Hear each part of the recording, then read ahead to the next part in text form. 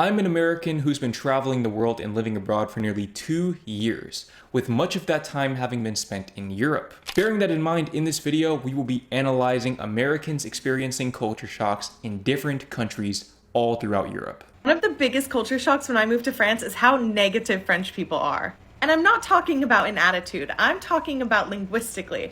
They love to speak in the negative. And yes, there are also lots of studies that show French people tend to be more pessimistic than people of other nationalities. But that's a whole different discussion. What I mean instead is how much French people love to speak in the negative, even when they may be expressing something positive. Let me give you a few examples so you can see what I mean. Oh my god, that's amazing. Ouais, pas mal. Girl, that is so smart. Ouais, c'est vraiment pas bête ça. Wow, this wine is delicious. Cette vin, c'est vraiment pas dégueu. Oh yeah, 100% true. Ouais, c'est pas faux. That's really cute. C'est pas moche. No thanks, I'm full. Non merci, j'ai plus faim. What a great price, that's cheap. Ah, c'est bien, c'est pas cher.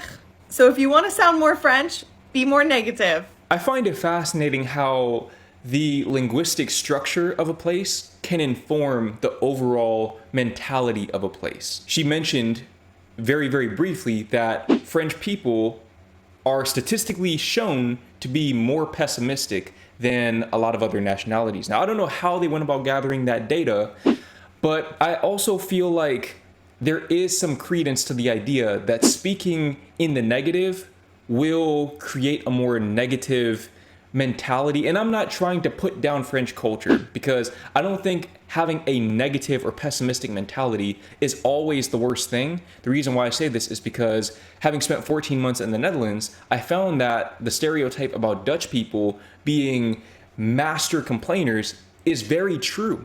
It's a very true stereotype, but because they're always complaining, things actually get fixed.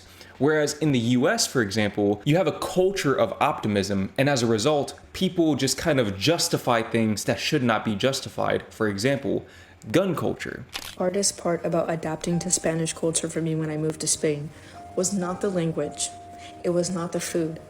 It was not even the lifestyle. It was figuring out when to show up to things with my Spanish friends. They would always invite me saying, okay, la fiesta empieza a las 9, okay? And in my little silly, giddy, gringa, güera, American brain, I thought, si la fiesta empieza a las 9, llego, no sé, como a las 9:30, 9:15, maybe. And every single time I showed up to these parties, I would be the first person to show up, the first person every single time. And I even started coming like an hour late, an hour and a half late, and every time I was still the first person there. That is so embarrassing for me as an American, okay? You know how awkward it is to be la primera persona en la fiesta?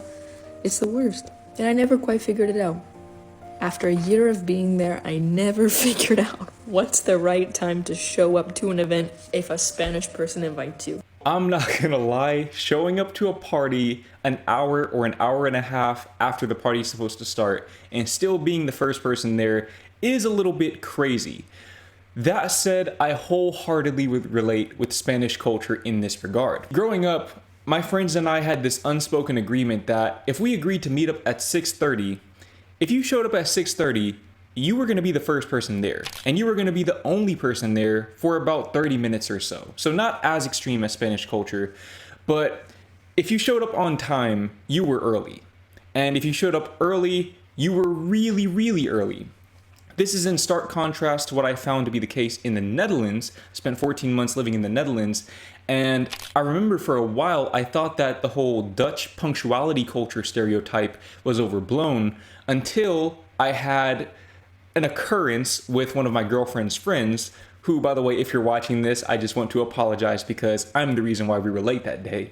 But basically, we agreed to meet up with one of my girlfriend's friends, and I made us late. Now, to me, it wasn't that big of a deal because, again, growing up with my friends, if you were on time, you were about 30 minutes too early. We agreed to meet up at a certain time, and we probably showed up around 15-ish minutes late, maybe 20 minutes late at the absolute most, and she was waiting for us, and We went to a different city in the Netherlands. We all had fun. We had a great time. And then later on, that friend texts my girlfriend basically saying that she felt like we disrespected her time by showing up so late, amongst other things. It really caught me off balance because, again, I'm just not accustomed to that. I think I fall somewhere in the middle of the spectrum. And as far as Southeast Asian timing, I don't really know what that's like because I haven't really attended any sort of social gathering in Southeast Asia. But I have to imagine that it's pretty similar to Spanish culture as well. Maybe not quite as extreme as Spanish culture in this regard, but I kind of have this belief, and correct me if I'm wrong in the comments because maybe there are some counter examples to this, but I believe that warmer climate places tend to have this view on punctuality. Generally speaking, warmer climate places have a slower pace of life, and with a slower pace of life, almost invariably comes with that viewpoint on punctuality. And maybe it's because from a practical standpoint, people don't like to wait in the cold. So a place like the Netherlands or Norway, so on and so forth, people don't really want to be made to wait for a long period of time because it's cold and uncomfortable outside. Now, when it comes to appointments, when it comes to formal appointments, doctor's visits, or anything of that nature, anything that involves you spending money, I do value punctuality.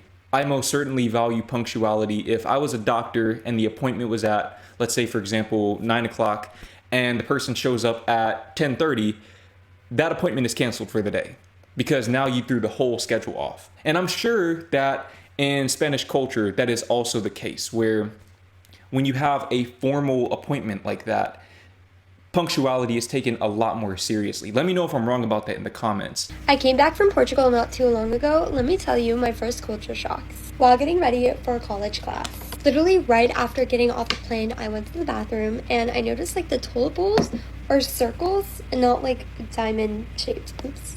Oh, and another thing along with like the bathroom situation, there is usually not like paper towels and there were no toilet seat covers. Also, there isn't a lot of like automatic stuff, like automatic like flushing toilets, sinks that turn on. The only like automatic thing in the bathrooms that I've seen were like the hand dryers. Again, obviously this is what I've seen. Another culture shock would probably be everyone thinks that Portugal is so affordable and stuff, but honestly it is not. There probably are more affordable shops in the Porto area, but I was more down the Algarve and Lisbon. And I didn't only go to like the tourist places. We kind of wanted to get a feel if like we lived there. So even just like the more like community shops were still pretty expensive. Well, they were California price. Oh my god. Okay, so another one would be is that most of the houses there, the floors start on 0 and there are absolutely no elevators. A lot of people say that people in Portugal are not that very nice tourists. I definitely felt completely different about that statement. My dad's phone was gonna die. The lady offered to have my dad use her charger in this restaurant and she was the sweetest girl ever. We literally talked for ages. Also, another culture shock would be a lot of the teenagers actually do speak English. And you know what? A lot of people speak English there too. Not even just the teenagers. And I think it's because in the places that I saw it a lot is they were like tourist areas. So you kind of have to speak English. And the two solid languages there were Portuguese and English. There was no like Japanese or Spanish or anything like that. Okay, I just got a new color match for this concealer. It is amazing. Oh my god, I'm so happy. Okay, I'm gonna finish this up right now because it says it's 2 minutes long. I'll probably be cutting it a lot. But let me know if you want more because this was literally just culture shock within the first day.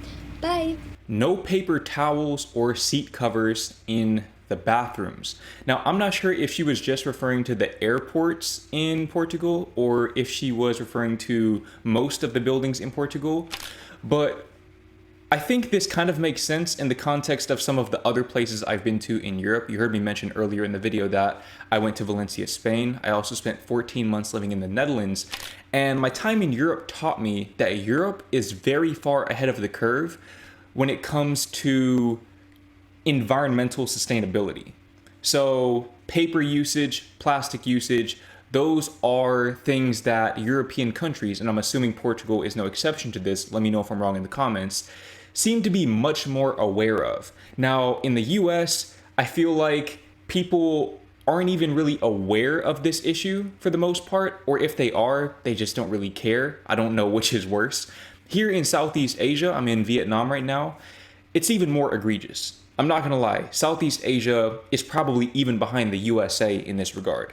So Europe is probably pulling most of the weight of the whole entire world in terms of sustainability. You would think something like paper towels in the bathrooms or the little paper seat covers wouldn't make that big of a difference, but when you think about how many people are on this planet, those little seemingly insignificant things add up at scale. Now, as far as no automatic sinks, toilets, or elevators, I think this is really just a function of buildings in Portugal being older, generally speaking.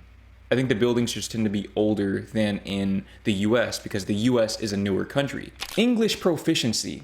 That's something that I did not know about Portugal. My only real reference point for Portuguese people, by the way, is Cristiano Ronaldo. And I don't really know too much about football. I just know that he is arguably the greatest player of all time. Based on what I've seen, he's pretty good at English, but I always thought it was something that he was just good at because I think he played in the UK, in the Premier League, if I'm not mistaken. But I didn't know that Portuguese people in general were good at English. Because when I went to Spain, I kind of expected people to be really good at English because my girlfriend from the Netherlands, she was really good at English.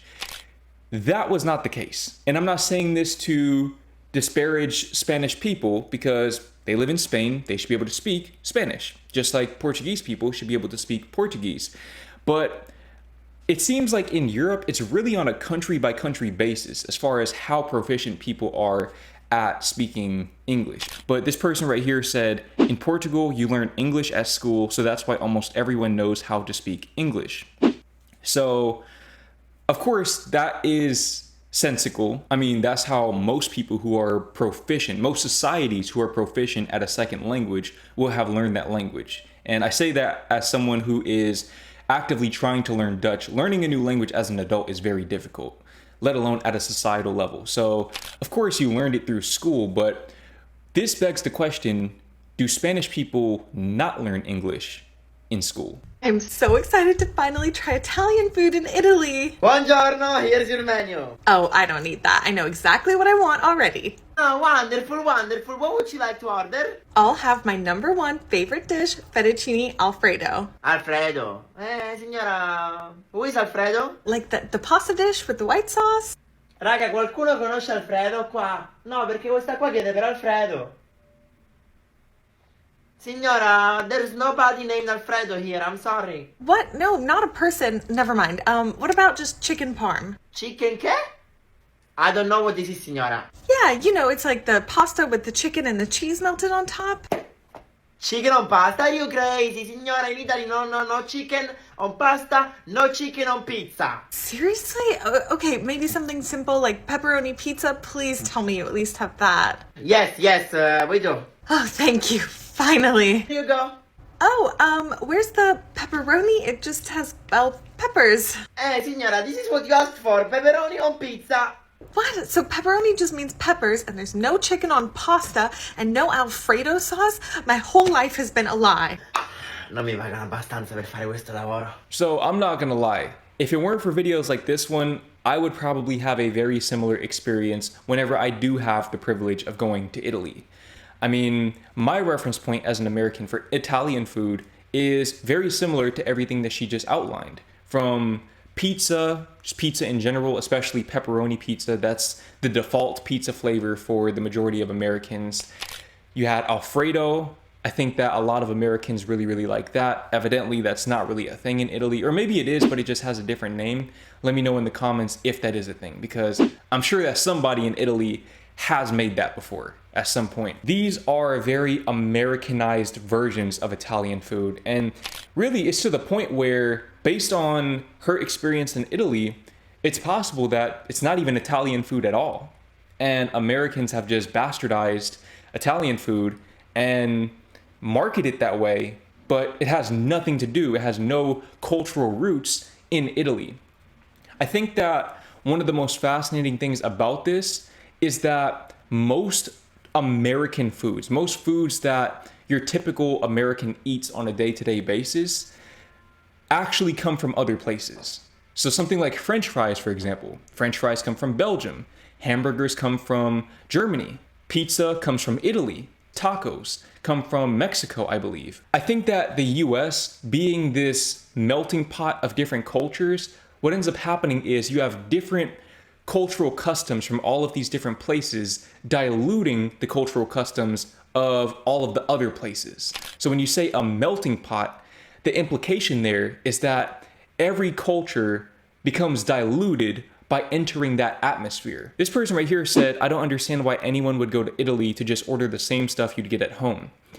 I used to have that same line of thinking, but then I realized that there is some merit in comparing the same dish in different places. So even something like McDonald's. Granted, I don't eat McDonald's personally, but I see why if you're somebody who eats McDonald's in the US, you might want to go to a McDonald's in Italy, for example, and see what the difference is. But I guess what Americans have to realize is that you're not just going to be able to get the same exact thing in the US as in Italy.